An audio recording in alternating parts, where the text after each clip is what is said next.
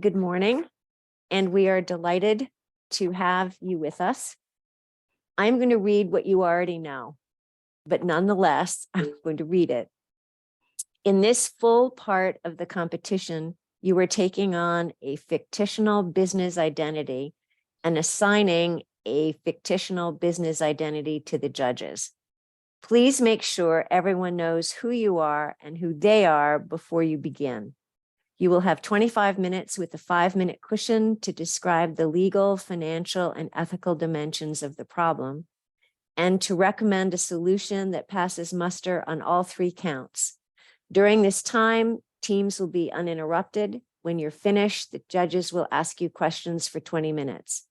During the Q&A, both you and the judges stay in character. After the Q&A, the judges will give you feedback outside the role that they're playing. Some important things to keep in mind: the ethical aspects of your analysis are the most important part. However, these should be described in a simple, practical, common sense fashion. Using technical philosophical terminology or basing your argument on religious or theological grounds will be considered a serious weakness. During this presentation, every member of the team must have some sort of speaking role. Are there any questions with that? All right. No, but we just wanted to mention that Lynn is our tech person, and she will not be a presenter. Oh, she's not a pretend. Okay, thank you. No, she will just share our presentation. That's terrific. And I also want to give you an opportunity to each introduce yourself so that we know who you are. You're going to tell us who you want the judges to be, and we certainly welcome you. So before we start, why don't you just all introduce yourself?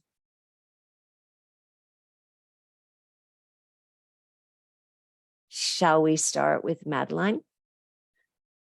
Yeah, of course. Are we talking in character at this moment? Or Yes, you're talking. Okay. No. You're talking as a person, just so that we have all your names, and then you can tell us before we go into character what the what our role is, etc.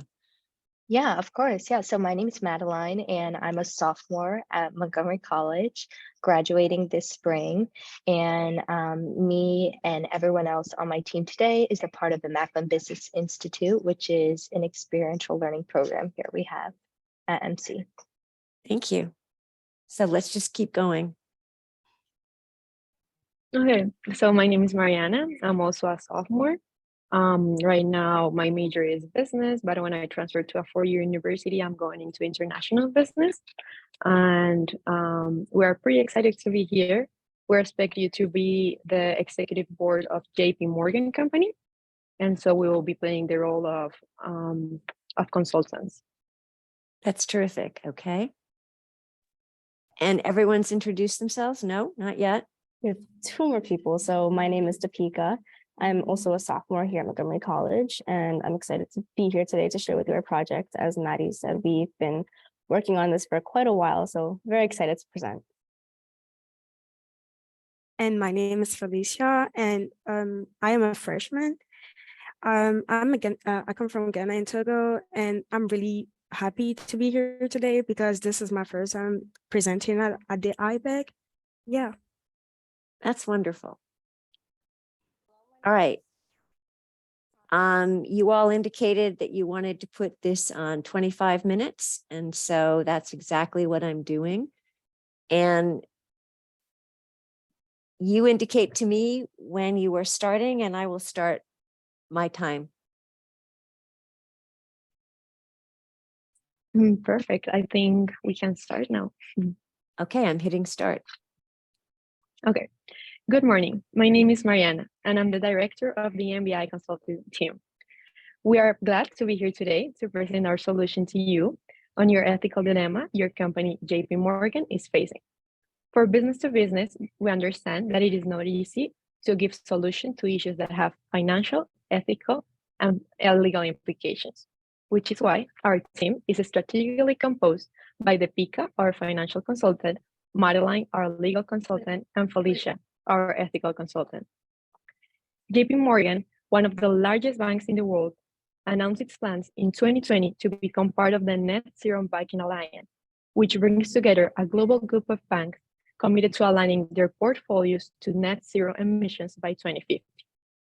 This ambitious commitment is one of the most significant challenges the company is facing today. And although this goal might be a little bit from years from now, there is an ethical concern on JP Morgan's responsibility to take action and demonstrate its real commitment to achieving this emission goal. According to Banking on Chaos report on 2022, JP Morgan continues to be one of the 4 banks that most invest in fossil fuels. Therefore, this issue is, the issue here is that despite your bank commitment on 2020 to reach the net goal, emission goal, the company continues financing fossil fuel companies, including those that engage in environmental damaging practices such as oil drilling and coal mining. By providing billions of dollars to fund expansion to fossil fuels, JP Morgan can be seen as a company that indirectly supports the continued use of fossil fuels, which will result then in greenhouse gases, of course, and other pollutants that intensify the climate change crisis. This has led to criticism, with many accusing the bank could merely be greenwashing or using this as a marketing tool to participate, but still participate in harmful activities. So why is this an ethical dilemma? JP Morgan's commitment to net zero emissions is an ethical dilemma because it raises questions about the bank's accountability for past and actual environmental laws, its commitment to truly addressing climate change, and its willingness to prioritize environmental and social responsibility over profits, taking into account that part of your mission for sustainability is supporting our clients in financing opportunities that accelerate the transition to low carbon economy and a more sustainable future. If the bank does not start acting, its reputation might be affected, leading to financial losses as customers and investors, as there is an increasing shift to more sustainable alternatives. Therefore, JP Morgan must take immediate and concrete steps towards achieving its net zero goal, not only to fulfill its ethical responsibilities, but also to protect its financial interests and maintain its position as a leader in the banking industry. As a consulting firm, we understand that changing an entire portfolio cannot be done immediately, but we do consider your company should have a better action plan so that the company reputation is not affected and that your profile even increase in a long term. According to this, we are here today to present a solution based on legal, financial, and ethical aspects of your company. Our solution is multi-tier, where your company acts in the short term and the long term. In the short term, JP Morgan could reduce its carbon emissions by at least 10%, which will be consistent with the Paris Climate Agreement by developing an action plan. We figure out the action plan can include a promoting low-lift eco-friendly behaviors, such as supporting carpooling, incentivizing the public use of transportation, and promoting environmental behaviors within their organization.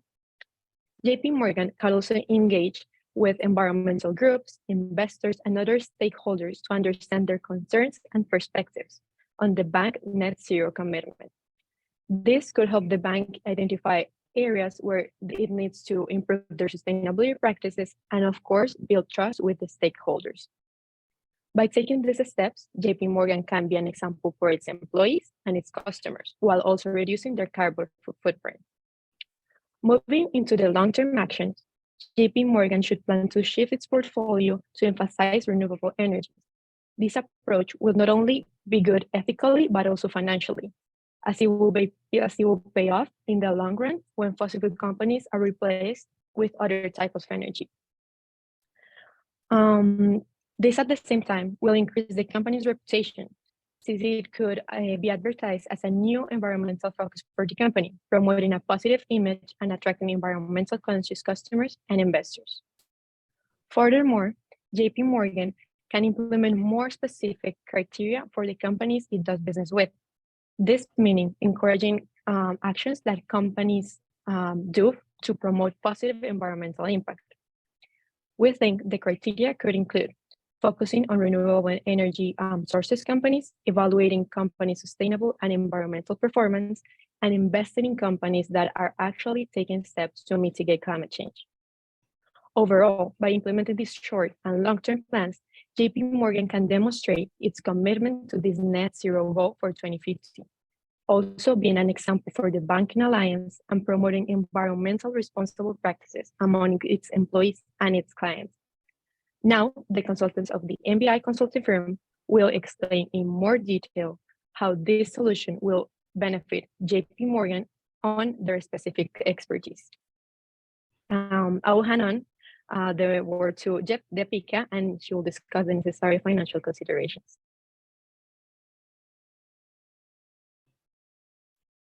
Thank you, Mariana. JP Morgan operates in over 60 countries with nearly 250 million employees and 63 locations in the US alone. Some facts about JP Morgan's investments in fossil fuels include that they made $51.3 billion in investments in 2021 alone, which equates to 42% of their revenue for that year. From 2015 to 2020, they invested upwards of $317 billion. With that being said, JP Morgan is the biggest investor in fossil fuels, investing 33% more than their second biggest investor, Citibank. JP Morgan's net income has been up and down with a trending flat income. In order to improve profitability, we urge you to implement our proposed solution. With an average price of $40 per case of standard paper copy paper and the average office worker using 2 cases per year, this means that the company is spending nearly $20 million alone on paper costs. According to Ohio University, letting just one employee telecommute can decrease office expenses by $10,000 each year. The average American expels 4 tons of CO2 from their daily commutes, and this means that the company could prevent 96,000 tons of CO2 emissions if just 10% of employees carpooled or worked from home. That being said, if just 10% of employees transition to telecommunications in the short term, the company would save $240 million from expenses in the short run. With an annual operating expense of $108.6 billion in 2022, which is a nearly 61% increase from 2021, if this eco-friendly strategy is expanded, you could save billions in the long run. Addressing JP Morgan's portfolio, according to data from Arabella Advisors, more than 1,200 institutions representing $14.6 trillion in assets have committed to divesting from fossil fuels as part of the global divestment movement. This movement is driven in part by concerns about the environmental impact of fossil fuels, which could lead to reputational damage for companies like JP Morgan Chase that continue to invest in the industry. According to McKinsey, the market for zero net emission assets would reach $275 trillion by 2050. Continual investing in fossil fuels could also have a negative impact on the company's reputation, which could in turn lead to financial losses. For JP Morgan Chase, there's a risk that it could be seen as a company that's not committed to sustainability and environmental protection, which could result in a loss of business as customers and investors move towards more sustainable options. Not only do we believe our solution will help you make more money, we can now use this as a point of advertising and draw in more eco-focused investors. Empirical research shows that companies that act ethically are more profitable in the long run, as they are faced with fewer lawsuits and legal issues. We acknowledge that in the first few years, our revenues will be lower. After all, reducing investments in fossil fuels will bring down total profits and could have a resulting short-term impact on revenues and share price. However, with a strong campaign educating investors and the public on our plans, we will attract new customers, bringing those revenues back up. I will now turn it over to Maddie, who will discuss the legal implications of this issue. Thank you, Topeka. When considering the legal implications of our solution, it's important to keep in mind that regulation is either imposed or self-imposed. And with our solution, we predict that you can get ahead of the regulatory curve.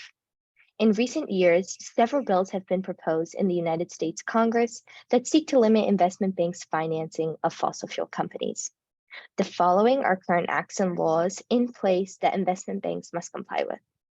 For example, the European Union Sustainable Finance Taxonomy This classifies economic activities into categories based on their environmental sustainability.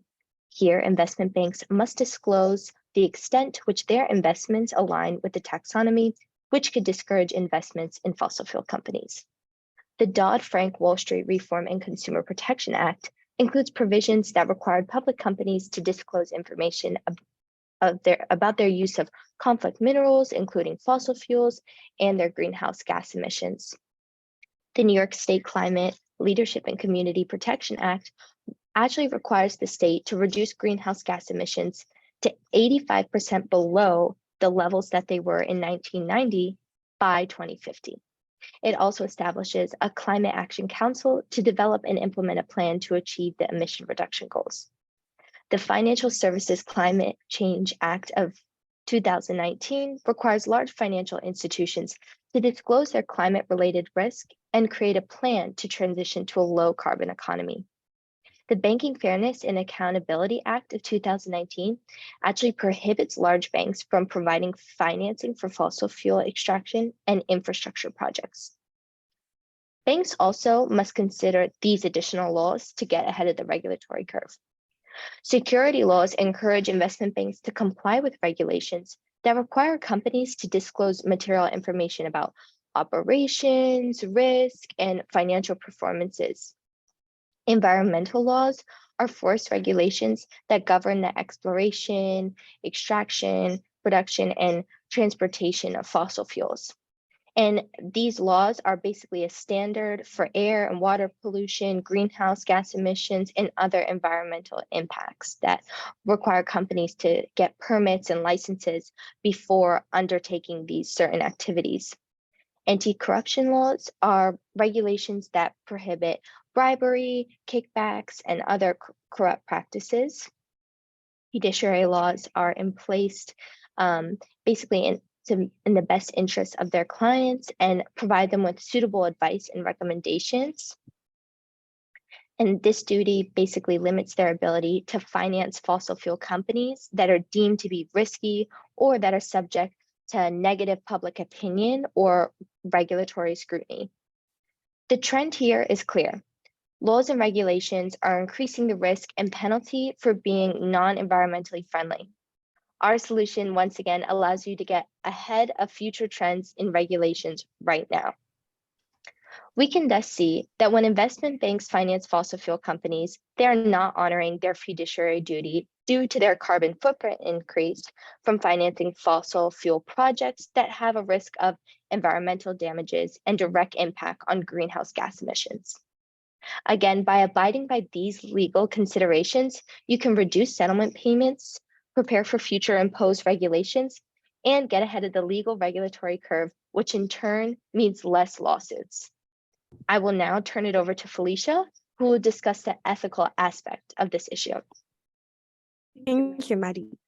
From an ethical point of view, JP Morgan has in the past done tangible good by funding fossil fuel companies. Those tangible goods have been that fossil fuel companies provide jobs and income for many people around the world. Their investment in these companies may help support those jobs and economic growth. Fossil fuels are also a reliable and affordable energy source. They can improve living standards and the quality of people's life in many regions of the world. Many countries rely on fossil fuels to meet their energy needs, which can help ensure their energy security and reduce dependence on foreign sources of energy. In fact, according to the United Nations, 80% of the global population lives in countries that are net importers of fossil fuel and depend on them. On the other hand, JP Morgan should not fund companies that harm others and the environment. The tangible harms that the company they fund do are burning fossil fuels that release greenhouse gases and other pollutants contributing to climate change. In fact, greenhouse gases have severe impact on both human and non-human populations, such as extreme weather events, air and water pollution, habitat destructions, and increased risk of accident and spills.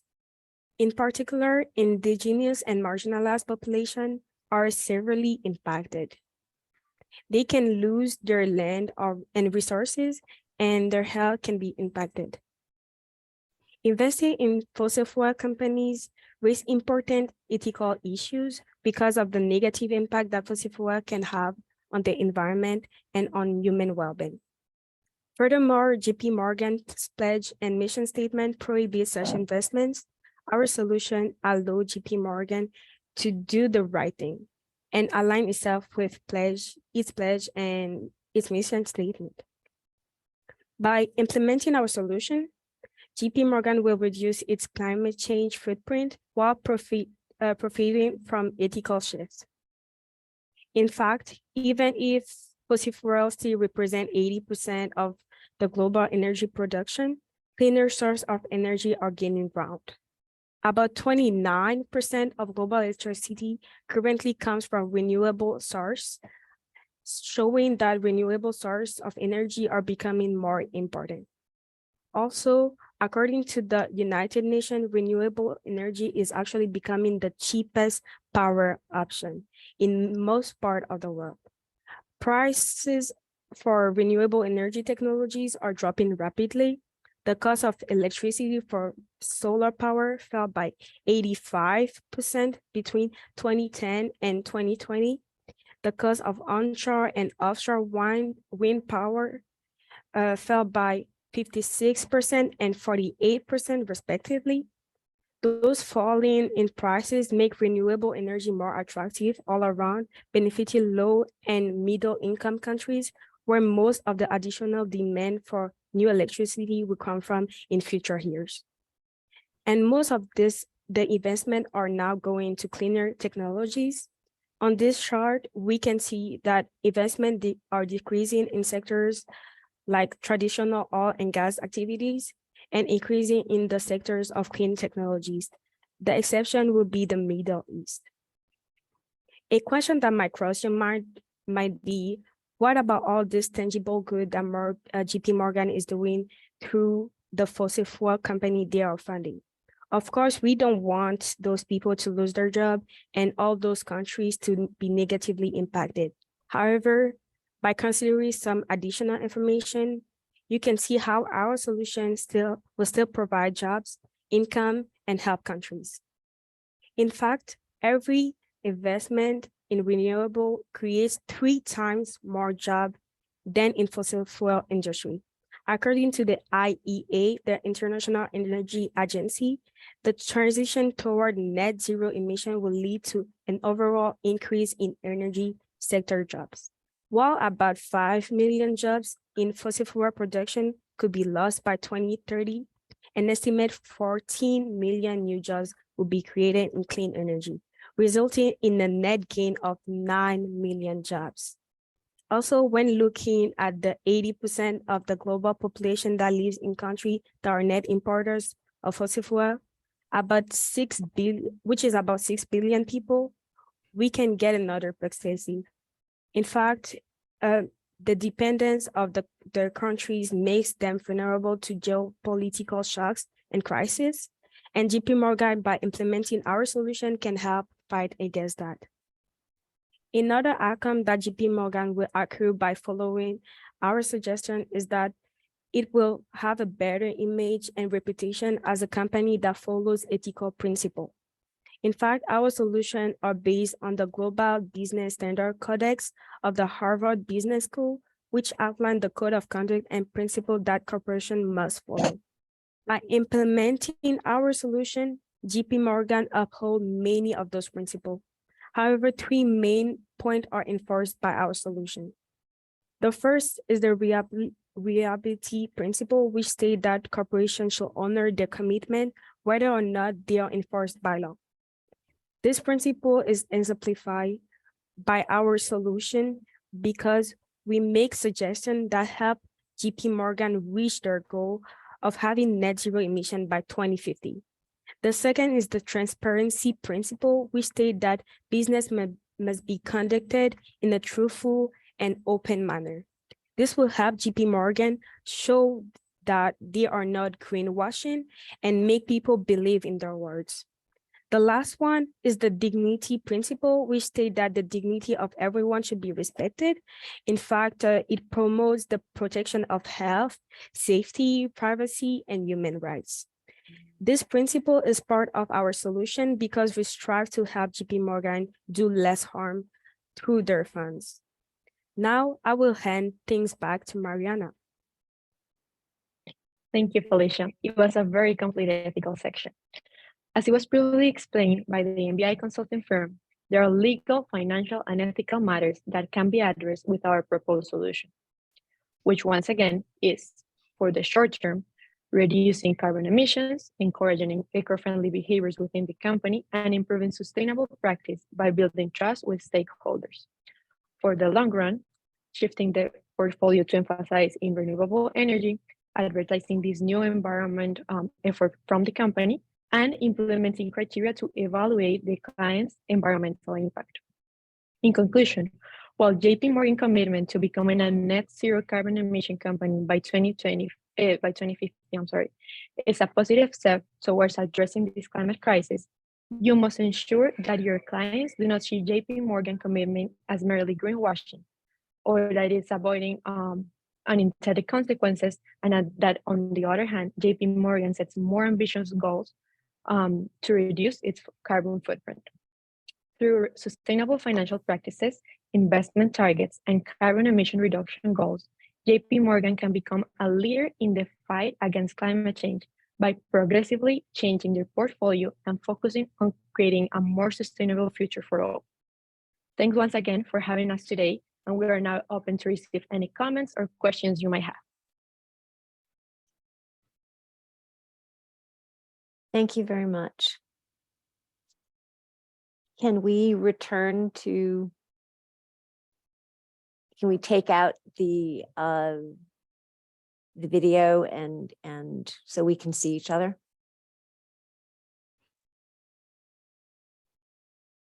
Great, thank you very much. I'm curious, when you talk about investment in renewables having 3 times more jobs than the fossil fuel industry, what have you thought about or found that impacts the economy as a result of making this change from fossil fuel? You've talked about we need to do it, but what are the financial implications of what you are suggesting? It's great that there would be more jobs, but what's the harm? What's the problem financially with all of that? Well, as we discussed, in the short term, there will definitely be, not only for the company, but in terms of the economy, a short loss in jobs and in revenues for the company, because jobs will be Right. shifting from fossil fuels towards renewables. And do you have any idea about what the economic impact of that will be? I mean, the short term, what that looks like? In the short term, that would definitely look like people relocating, possibly in order to find jobs that supply the clean energy. Definitely a short-term loss in jobs, which is unfortunate, but is unavoidable in terms of the solution that we're moving towards. It'll definitely be a short-term negative impact, but you don't necessarily know how long the short term is going to be, though, right? That would depend more on how the country shifts in terms of shifting from fossil fuels to renewable energy, unfortunately, because our company can only control so much with that shift. It would have to do with how quickly the country can shift from fossil fuels to cleaner energy. Okay, thank you. I'll turn it over to one of my colleagues. So I have a question, and that really is around, we've made this commitment to be net zero by 2050, and appreciate your recommendations and insights. I wonder if just reducing commuting expenses, time in the office that then also incurs some environmental expenditure, if you will. Do you think that's enough to get us to net zero by 2050? Or what else do you think we need to do? Do we need to close offices? You know, what I worry that with the recommendations presented, it won't be sufficient to get us to net zero. And, you know, what other suggestions do you have for us? I can say a little bit about that. So our suggestion of being more sustainable with, for example, turning off lights and small suggestions like that are more just short-term things that we want to implement right now. But as we mentioned, for example, our main thing is to discontinue our investments in fossil fuels. And as we're doing that, we're also thinking short term, which is why we suggested maybe like those smaller things that obviously don't have a huge effect right now, but go along with our mission, which is to be net zero. I mean, and I feel like perhaps that's, I mean, I know it's not easy to make a determination that we're not going to invest in certain businesses, but in some ways it is. And, you know, how do we internally continue to practice what we preach? You know, asking for our, you know, companies that we invest in to be sustainable. You know, I worry that we will be accused of greenwashing if we don't do more here at the bank. So, you know, would encourage you to come back to us at some point with some additional recommendations, because net zero by 2050 is a very significant investment. And I think it requires a very different way of running our business. And so encourage you to think about for our next meeting, how you might address other ways that we can get to net zero by 2050, because it's a very ambitious goal for a large organization that has a huge global footprint. And I'd just like to mention one more thing, that the goal of net zero is your commitment. So that's something that you all already have a plan to do with your mission. And we're coming in with like small fixations just to support you through that. Of course, it's not our suggestion. See. Okay, well, thank you. Matt? I pardon me, sorry about that. I do have a question that I'd like to ask. So well, actually I have a few, but I took a couple notes, so I'm just looking them over. A transition to clean energy requires continued use of fossil fuels during that transition, since renewable energy infrastructure needs to be built and deployed. How are we going to manage the fact that it's going to look like we're on both sides of the fence there, where we're still plugging money into fossil fuels in order to get to renewable energy sources? That's the first question, and I want to follow that up when you're done answering. Well, I think that will definitely have to do with us promoting the fact that this is going to be a progressive shift, and that, of course, realistically, we're not going to be able to switch it off night and day. Like, we're not going to be able to automatically turn to renewable energies. Of course, it will be a progressive shift, but we will make sure that that is clear and have numbers on how the shift is going and the percentages of fossil fuels to renewable energy that we're using. Perfect. And a lot of the renewable technology requires really rare minerals that you know, have to be mined, and most of the mining is being done in communities that, as discussed in this presentation, are oppressed, or perhaps I'm not sure what word I'm looking for, but how can we be sure that when we're pushing for net zero, we're not seen as a company that's built on the backs of labor that's not paid fair and not being treated in a humane effort, because that's kind of an ethical issue. Right. And of course, we don't want to move from one unsustainable energy source to another. So that's very, very important. That will also require additional research that we will need to conduct in order to ensure that our shift to net zero and our shift to more renewable energy is not going to be on the backs of oppressing people. We just know that right now, our current path of investing in fossil fuels and greenwashing our company is not sustainable for the future. And to add to that, that was also part of our solution, which is like implement more criteria on, as Rafika said, on researching and knowing the type of environmental performance that the company you, JP Morgan, invest in, so that we can make sure that, of course, as you said, maybe the workers are have a just rate, and of course that they are taking steps to mitigate climate change. So our solution is more going into each of the companies that we're investing, and not just maybe staying with what we can see, but actually making companies provide us with more information on their environmental performance and on their human rights as well. Thank you. And I would also like to add to that. I think like you make a good point that there are obviously some losses with our plan, but not only we're suggesting a solution, but we're also suggesting things to protect like reputation, and obviously being more ethical means being more profitable. So we're considering a lot of like future implications as well in reputation, but do acknowledge that obviously we can, that some things will be lost out on.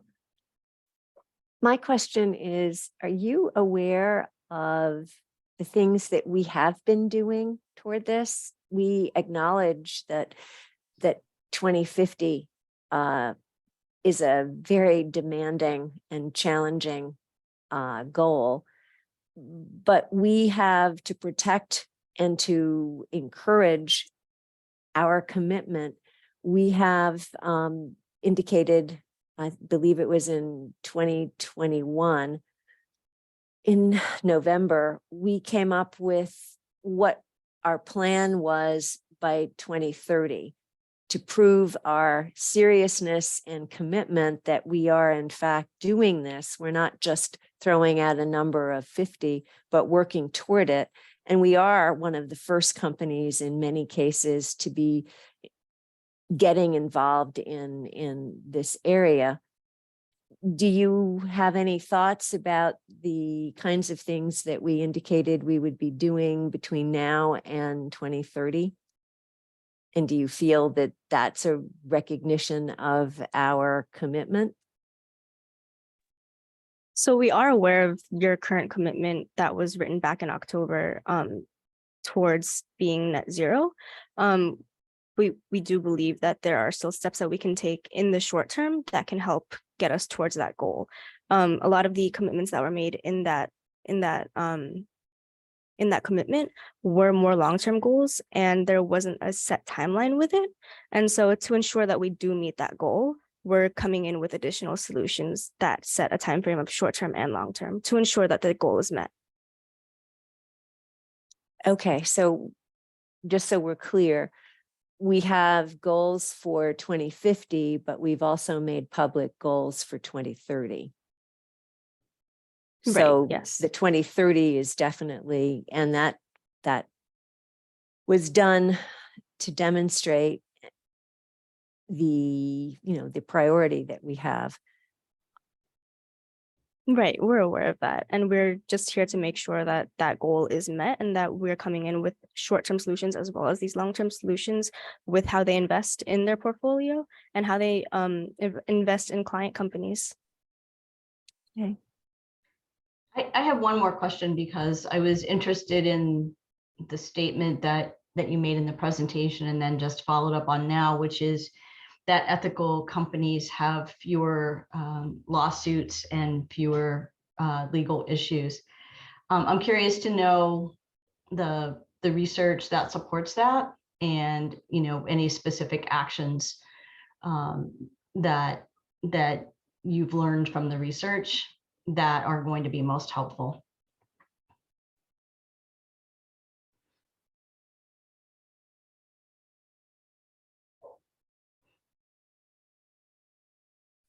So this is based on research that we used from the legal cases that were presented by Madeline, legal advisor, in that by getting ahead of this curve, we can avoid a lot of lawsuits that would then cut down on our revenues, that would then cut down on our profits, because we would be spending all this money on lawsuits. And so to get ahead of that, to improve our own reputation and to ensure that we don't face those lawsuits in the future, we're making sure that we hit certain goals now in terms of not greenwashing, in terms of switching to renewable energy, and making sure that our investments in fossil fuels are progressively decreasing. Thank you. Right, and I think it is important, for example, to mention that how companies that are maybe involved in a harmful activity, for example, I'll put an example of smoking companies or cigarette companies, they are not involved in ethical and unethical considerations, because of course they're making a harm to a lot of people. And it has been demonstrated that, for example, these companies don't have a much they don't do well financially. So we do think that by your company doing the right thing from the beginning will increase your profit in the long run.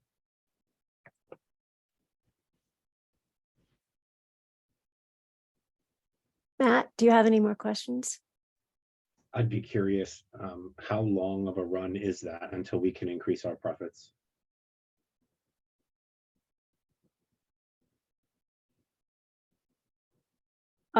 We had projected numbers of saying that it would be perhaps around 3 to 5 years before we could get back into moving our revenues back up from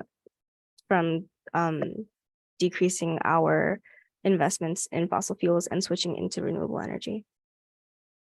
But I do think we have to consider that, for example, in operational costs, we could start from now, like if we implement our solution, reducing costs. So that will be a benefit for the company. For example, we could reduce the energy use, the transportation, the waste disposal, or maybe I'm pretty sure your company use a lot of traveling, maybe to go to meetings or things all over the world. So of course, reducing this travel, transportation operations could help us target that emission, and of course also reduce our costs, well, your costs. You're suggesting a very important way that we can save money. But how realistic do you think it is that the American people and people throughout the world who are employees of ours, as you point out, we really are an enormous company, but any company, do you really think that it is possible to simply say to employees, we are changing your life immediately based on you won't be driving anymore, you won't be doing this, you won't be doing that, because we're all working for a better America, a better world?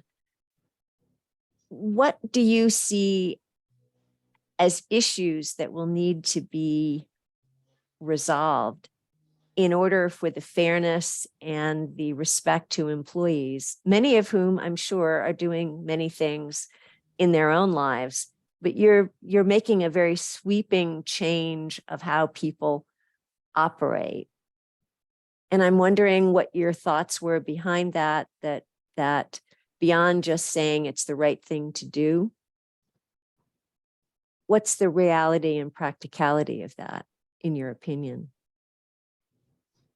Yeah, I think we definitely acknowledge that there's definitely some practical issues. It's a big company, but I think the point is that we're not like making this like stern suggestion to all employees to do this or this, but just the fact that we're trying to get momentum in a certain direction, not necessarily making huge changes or anything. I think it's for the overall goal, we're getting there just by doing these little things and starting it. Except they're not little things.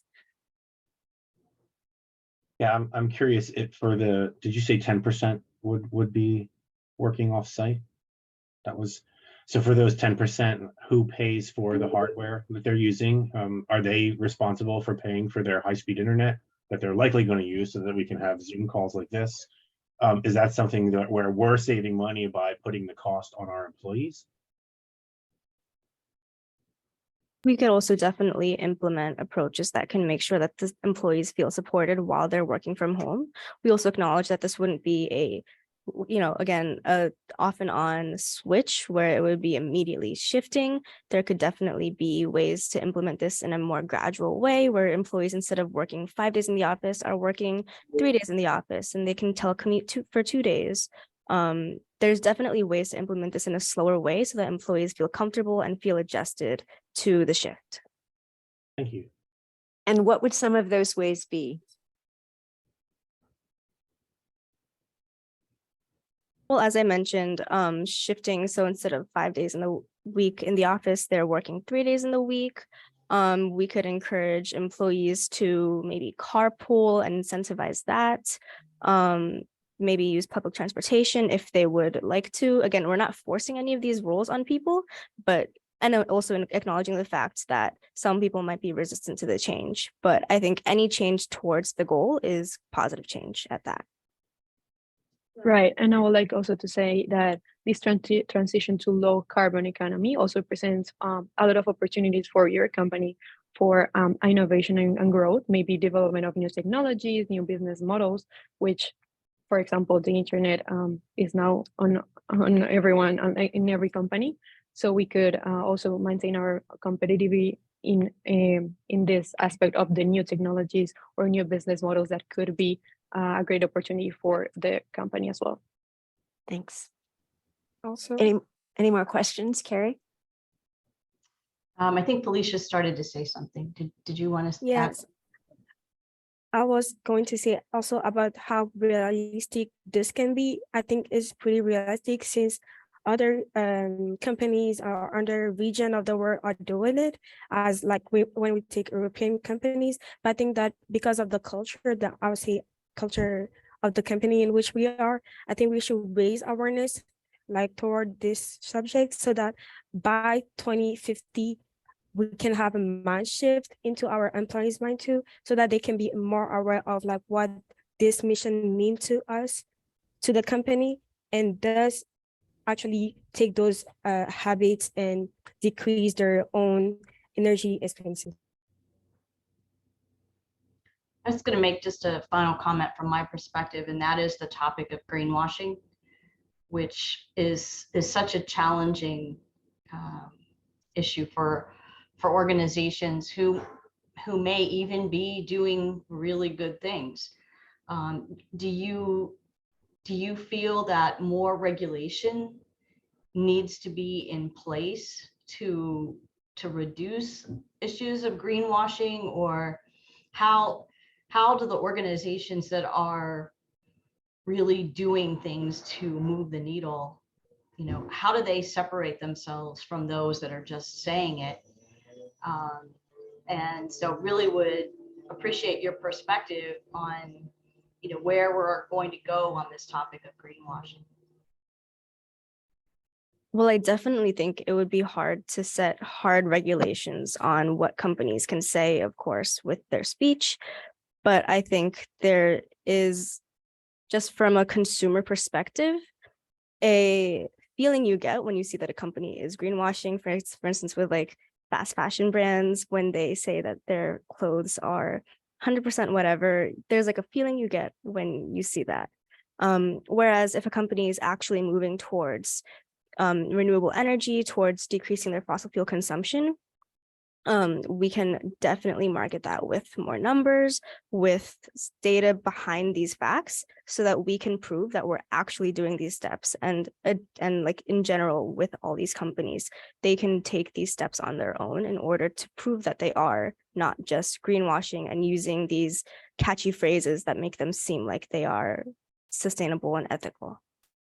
And also to add to that, by showing through our transparency principle that we enforce in our solution, which is the fact that by showing that we, for example, the short-term a solution that we propose, which were like just switching off the light and all that, those are actions that can be shown.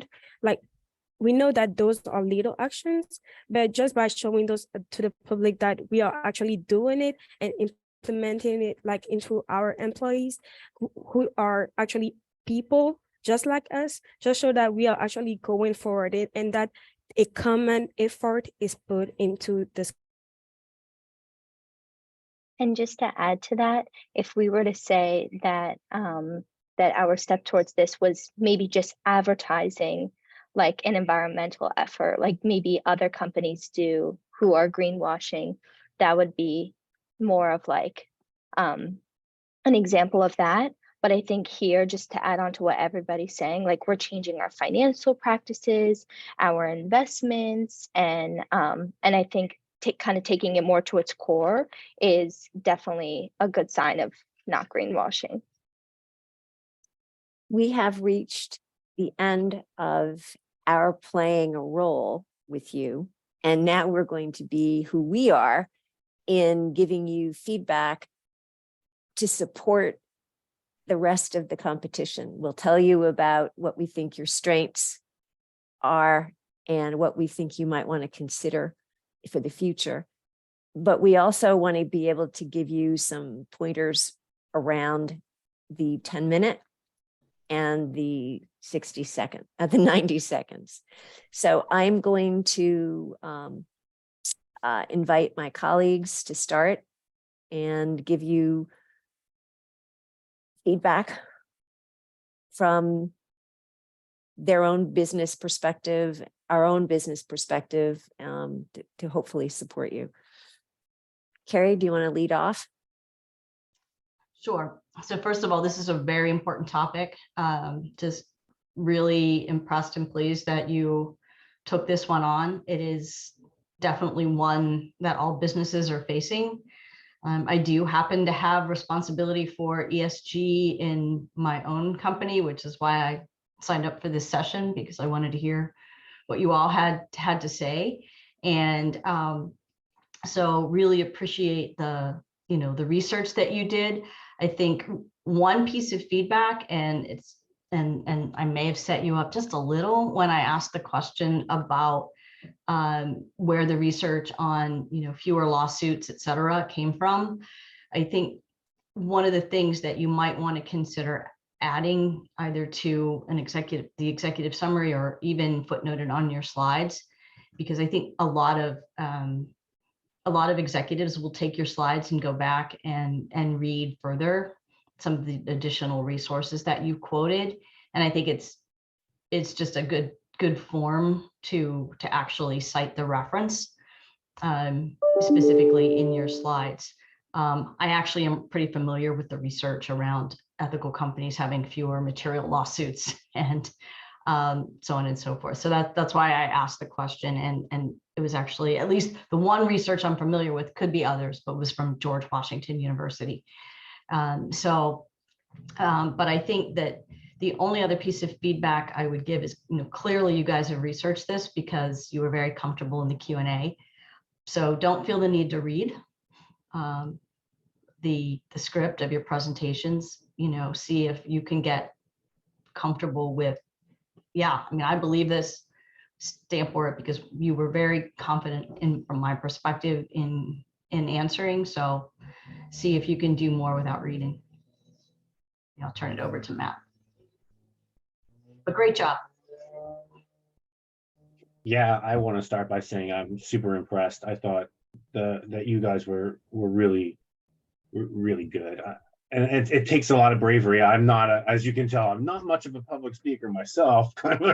So to get up here in front of us and to present like that, and to handle questions that are maybe minimally confrontational, but at least questioning your approach and your outcomes, I think that's great. You did a good job on that. And I have to agree with Carrie. I have a background in regulatory affairs before I came into compliance, and we always used to say trust but verify.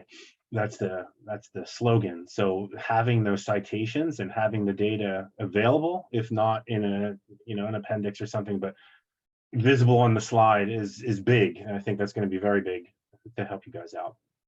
Other than that, I thought you were pretty strong. I think you took on a really difficult topic, and you obviously invested a lot of time in it. And I think that it's a very important topic.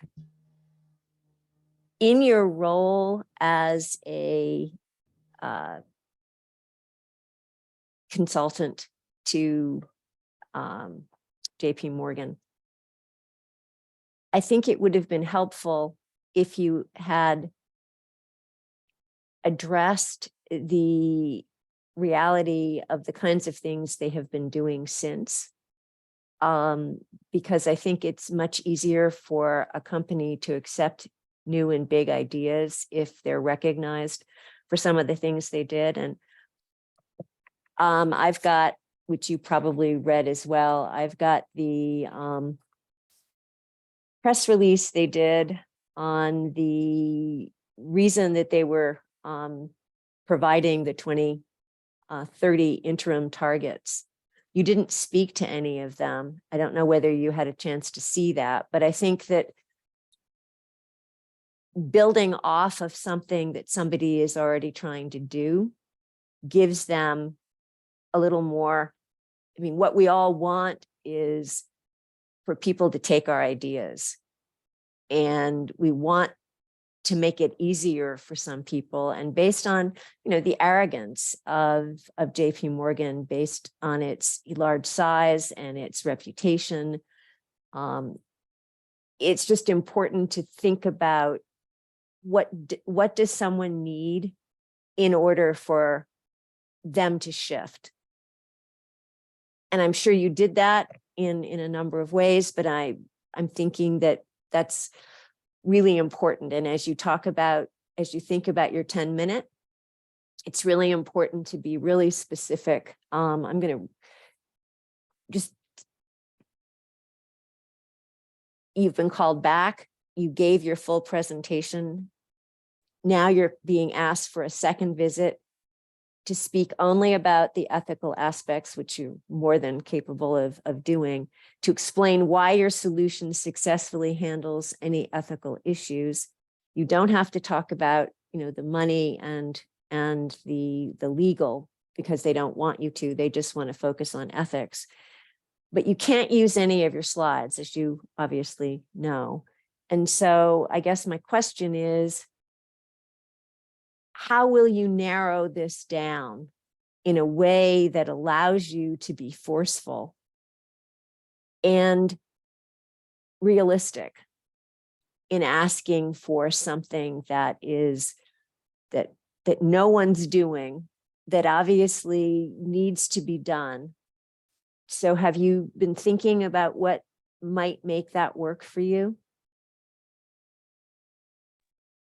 Yeah, I think based on your suggestions, definitely making it aware that we are aware of what they've already done to ensure that we are recognizing what they do, but also being forceful and realistic in the fact that there can be more done. I think we can definitely change that when we're or make sure that we're implementing that in the 10-minute. And you may want to think about, I don't know how Carrie and Matt feel about this, but when you say a bit of time for something that is absolutely massive,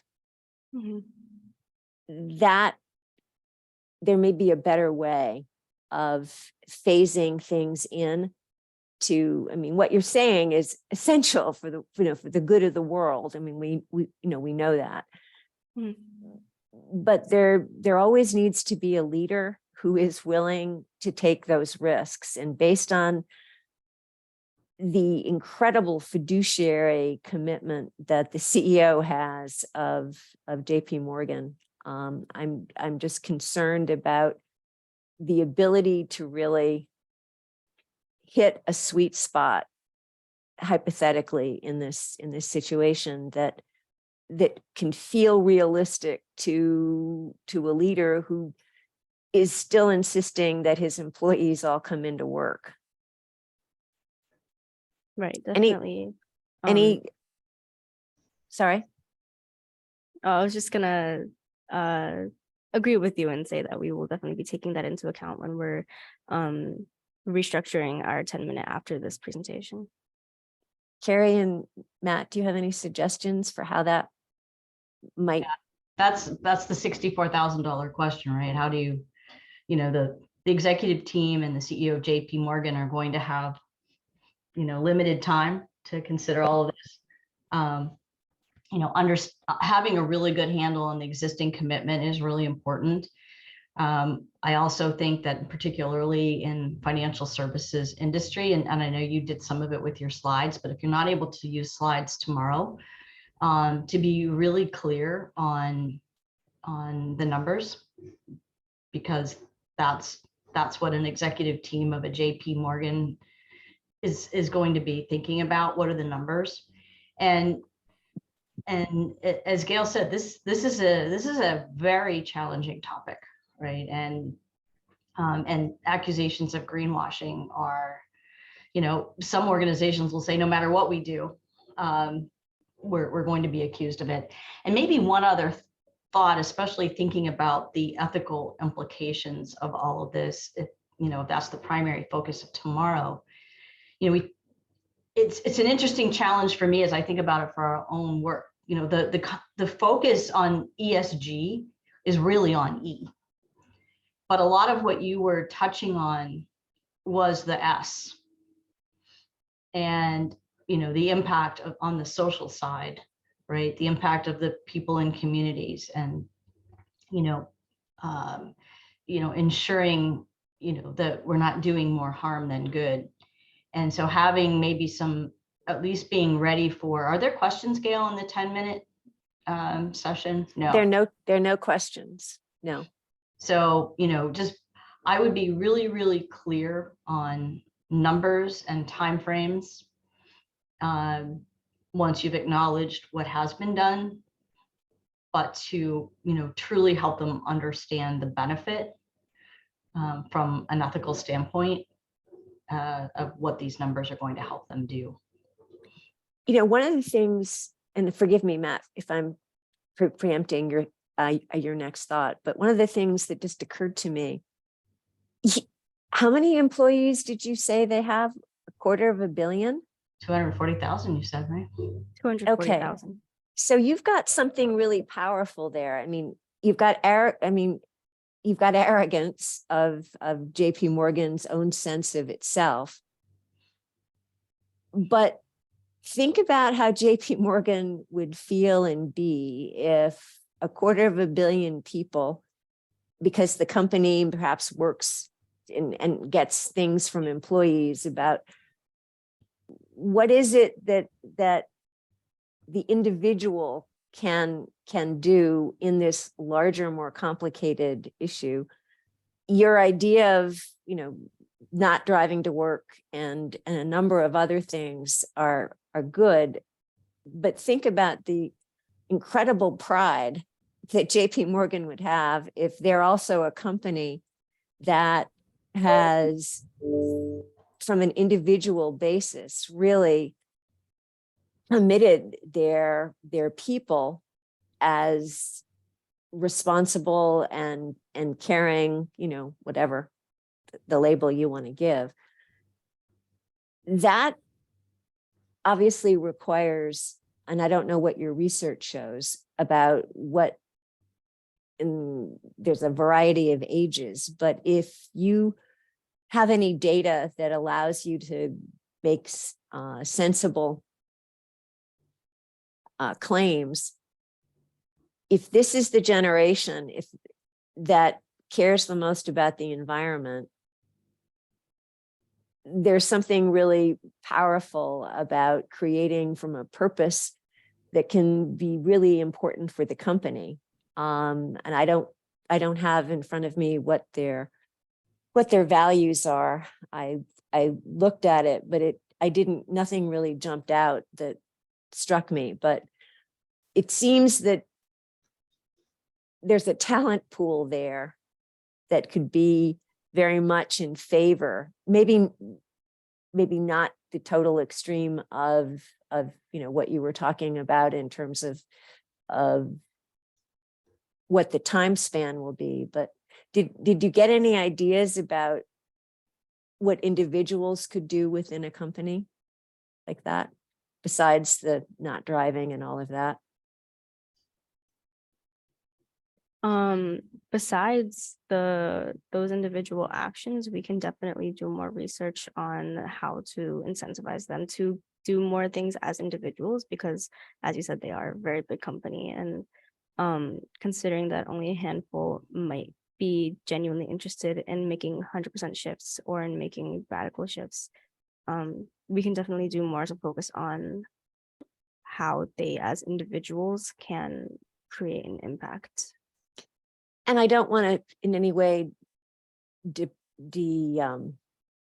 defocus you from where you are, but think about, you're really tomorrow using your passion and your commitment to try to get a company to be a leader and to change a trajectory. And they certainly have the manpower, the people power, excuse me, to, you know, to accomplish that. But just, I think I'm just trying to indicate that there's an opportunity in a really complicated and huge area that you're working in to hone in on some things that are irrefutably important, that can be done, some easy, some harder.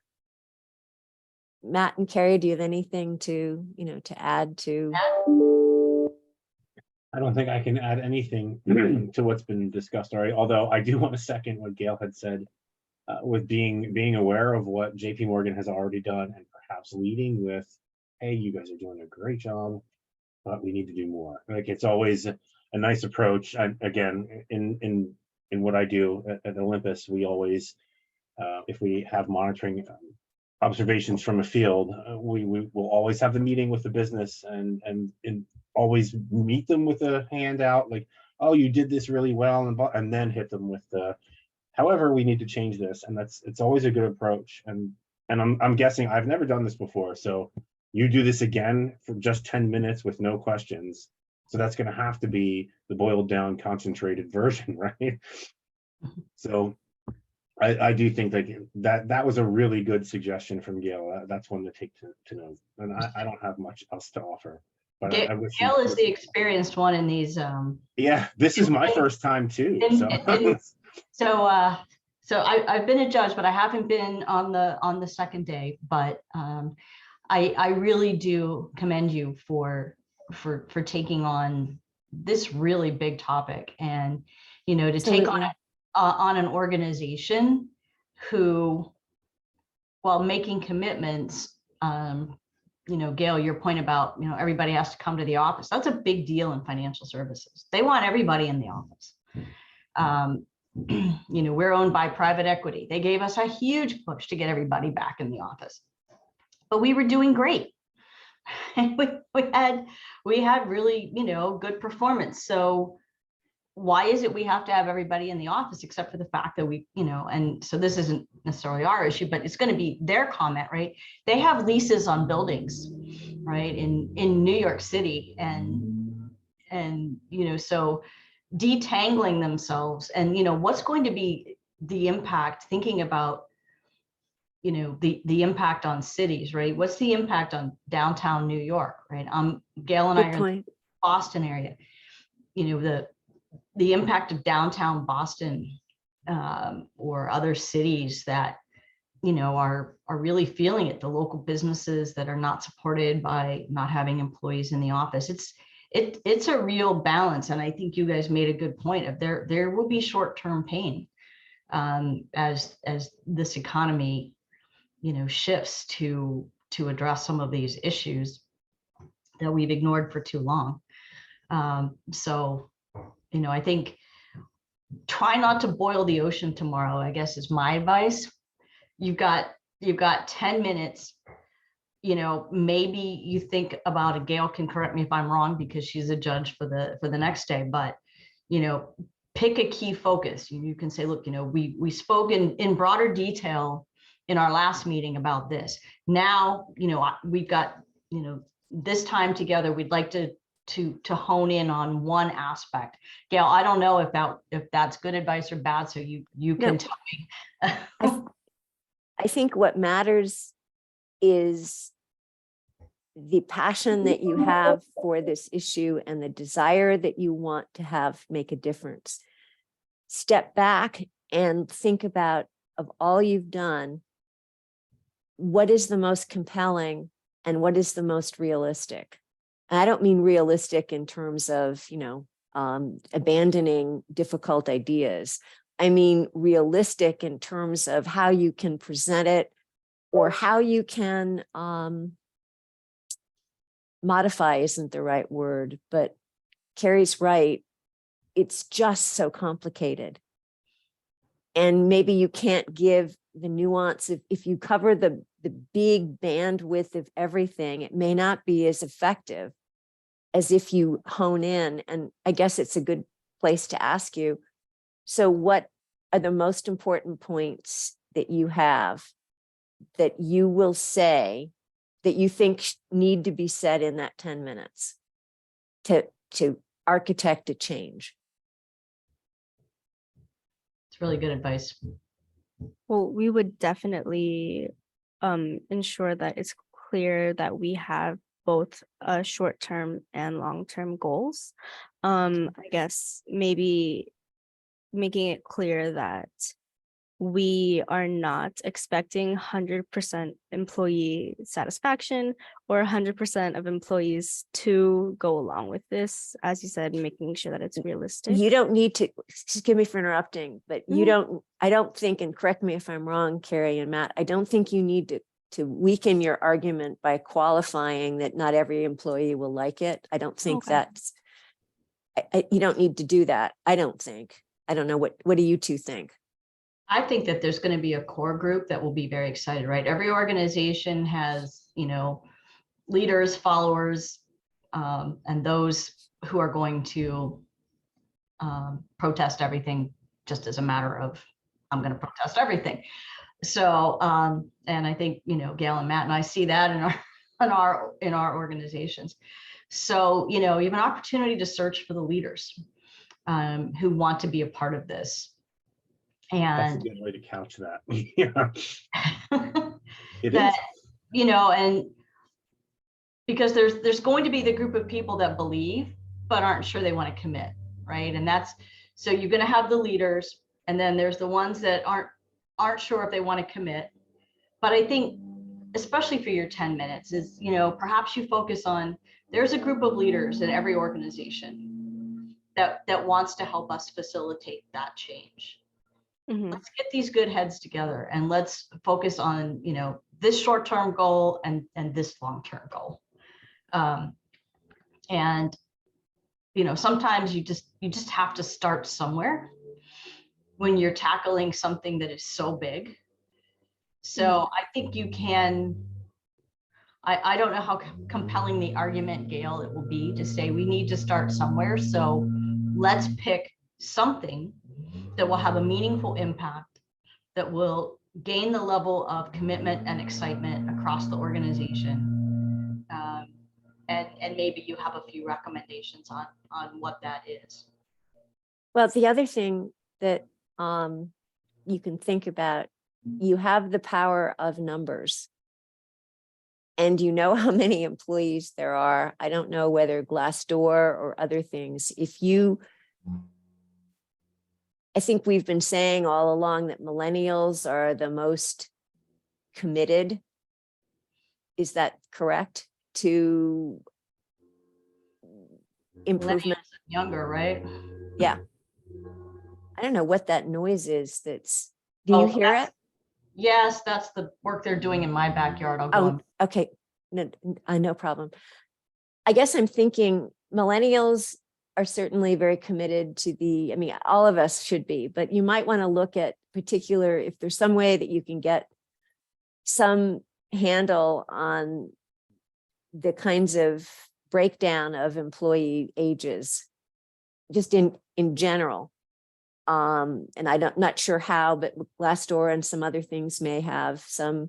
You certainly are operating from a position of strength in terms of trying to link then something that inevitably this age group wants.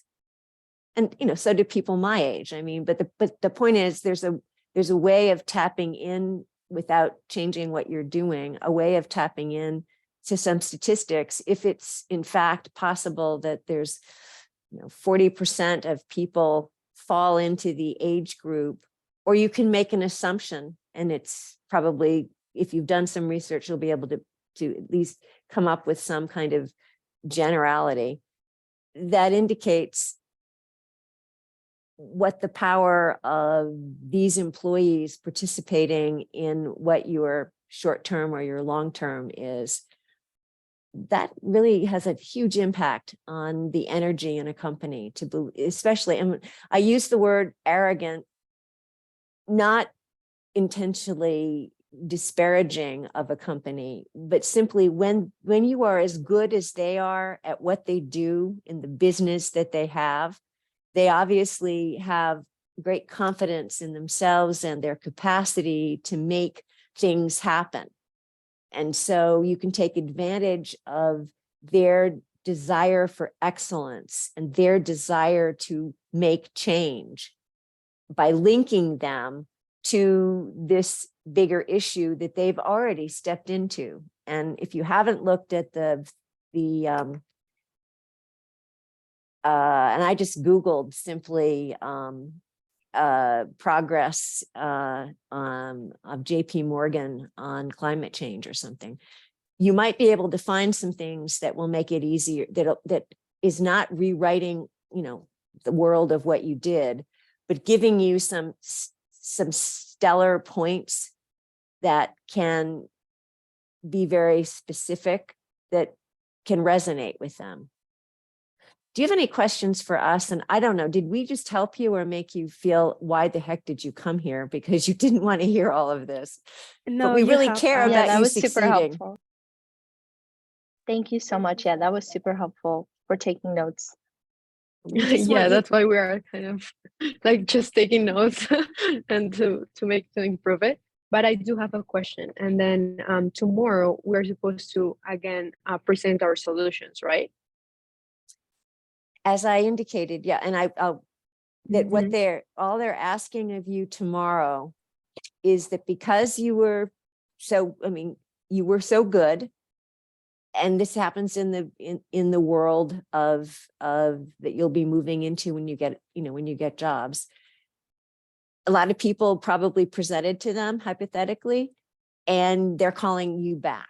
They want to hear more, but they only want to hear about the ethical aspects, and they want you to explain why your solution handles ethical issues.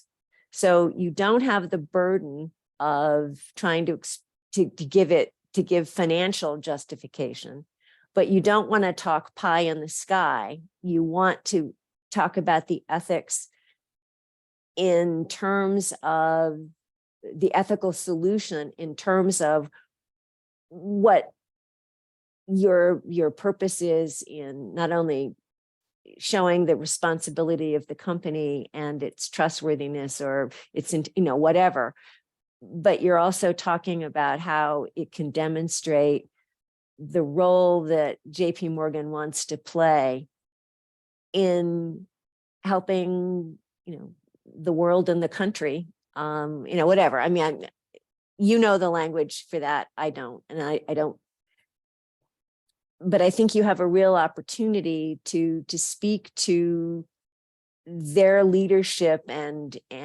what they've already agreed to do. And you're coming up with, what you think the solution, what you feel the solution would be for them, consistent with what you already understand about what they're trying to do. And I'm sure you've done research on that. So anything else that you want to know? And I apologize, I did not introduce to you the two judges, and they need to tell you I don't remember that we did that, did we? No, and it's my fault. So Carrie and Matt, would you each just sort of briefly say who you are so that they know? And I'm an executive coach, and I have a long background in working in culture with companies. So that's me. But you too. So I'm the Chief Risk and Compliance Officer for Navex, which is a governance, risk, and compliance software company. Our software solutions also include some ESG solutions, but really focused on things like hotline reporting for employees. So, but I'm the internal compliance officer for our organization. And as I said, I have responsibility for ESG, and I struggle with some of the same conversations internally that you presented to us as JP Morgan. So over to you, Matt. I am a senior specialist for the compliance business partner side of Olympus Corporation of the Americas, which is a medical device company and a frequent user of Navex, actually, for our conflict of interest program. So now that I know you exist, Carrie, do we share email addresses, or can I contact you if I have any issues? But yeah, and like Call I said, me anytime, Matt. great. I had a background in regulatory affairs before that. I've been with Olympus for almost 18 years between the two. I would say we wish you guys the best. I certainly wish you success tomorrow. Thank you for taking the time to do this. I think it's a phenomenal experience just to have this opportunity. So really, really proud of you guys for doing that. And you really, you evidenced a lot of poise, and you evidenced believability from the tone of voice. I mean, you weren't acting, you were showing that you really care about this. And I think that's really important. It's you had great information on your PowerPoint, but tomorrow you get to be you get to be the you that you want to be when you take on a career idea that you have, and you're operating as a professional. Tomorrow you're operating as professionals, and you're operating with that confidence, and you're operating especially with the clarity of a message, because whoever is going to be listening to you is going to be playing the role of someone who really wants something explained well and wants it to be useful. And we're talking about the ethical aspect of that, especially. So using ethics and morality or words like that aren't useful, but using values and using ways of linking what you're saying to what they already stand for can be very helpful for somebody, listening to that. And maybe one day you'll work at JP Morgan and can have more power than that by simply heading up something that will, because employee retention is a big part of this discussion, right? So, hiring and keeping good employees is a big part of this discussion of environmental responsibility, for sure. Well, that's an interesting. Oh, sorry. No, that's interesting. But why is that so, Carrie? Because you mentioned how important it is to the generations that are coming into the workforce. And yes, it's important to us, but we haven't had the numbers, right? It isn't everybody that's our age that is really focused on this. And I think there's a lot more consensus among the generations that are coming into the workforce, and you all will have a lot of power to influence how companies behave. So a force for good. Before we let you go, is there anything else you want to know? No, I think we're set. And we really wanted to say thank you, because there were really useful comments for us to maybe focus our tomorrow's presentation. And we are pretty sure that your questions, of course, were to was part of the role. So of Oh, course, that, yeah, what good would we do to you if we simply told you you were great? What right, you want to, Yeah. what you want to know is, what will someone else think when you're doing the same thing, and how can we help you do that? So if the questions seem tough, they were intended to be from us. They were kind of, but but we appreciate it. As long as you know the spirit in which it was done. I'm going to ask the Matt and Carrie to stay for a few minutes. But again, on behalf of all of us, we really wish you the best tomorrow. And congratulations. What you did was hard. And what you did as freshmen and sophomores was really pretty terrific.